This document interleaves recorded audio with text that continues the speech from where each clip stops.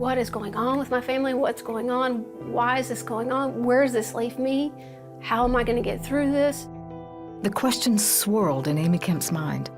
Her parents had separated, and at 8 years old, she didn't understand why her dad had to leave. Seeing his life apart from us was different. I became angry, trying to get his attention, but not getting attention. I think I felt invisible to my dad. She found that hanging out with older kids gave her access to something that would block the pain. When I was about 8 years old or so, I started experimenting with alcohol. I had my first strong alcohol, liquor, sneaking from my friend's house. I didn't want to feel pain anymore. The way that I had felt all this time, I wanted it to go away. Growing up, Amy was a tomboy. By high school, she was a standout in basketball, and she dreamed of one day playing in college. But she never felt like she fit in with the other girls. There's no way that I could be feminine like my girlfriends. No boy will ever like me like he likes my girlfriend. Eventually, her parents reconciled. Then they moved to a different city where she made new friends. They loved to party and also lived a lifestyle that finally made Amy feel accepted.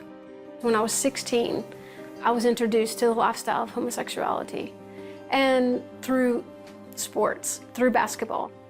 I hadn't felt that way towards other women. I didn't look at women or any of that. And so they began to share, well, oh, we just respect each other. And when I was introduced to that lifestyle, I began to really embrace it. Eventually, she started dating one of her girlfriends. Then it got quickly deeper rooted because it became, okay, then I can build a life with you now. So we can just get married and have kids. It was like I was trying so hard to create a family. Then her parents found out. As Christians, they believed that their daughter was going down a dangerous path and made her break it off. Amy was livid. At that point, that's when the rebellion kicked in. At that point, I didn't care.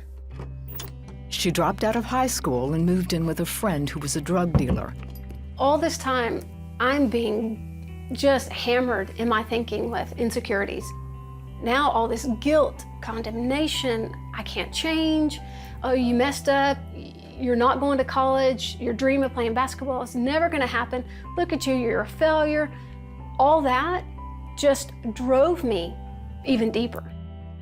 She had never done hard drugs, but she thought amphetamines might cover up the pain. She was addicted immediately. For several months, she tried to quit, but couldn't. One particular night, I had been up for days, couldn't sleep. I was sitting there curled up in a fetal position on a couch, and I began to sing, Jesus Loves Me. And when I began to sing that song that I learned as a little kid, I just broke. At that moment, I cried out to God and I said, God, if you'll help me, if you'll deliver me from this, I'll serve you. And I fell asleep and I woke up to my friend banging on the door. And I asked her, I said, will you run me by my parents' house? My mom opens the door, of course, surprised to see me. And I just basically collapsed.